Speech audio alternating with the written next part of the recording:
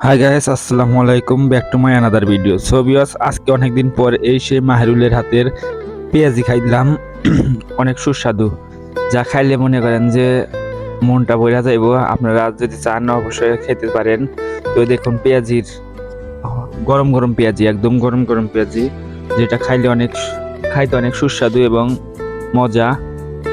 আর আমি লাস্টের দিকে খাইলাম তো অনেক বেশি খাইলাম। তো আপনারা খাইতে চাইলে অবশ্যই আসবেন। আর এই দোকানটা কিন্তু অবশ্যই চিনে রাখবেন, দোকানদারের মালিকের নাম হলো হায়দার। তো হায়দার ভাইয়ের সাথে একটু মজা নিলাম আর তাদের পেঁয়াজিটা একটু খেলাম।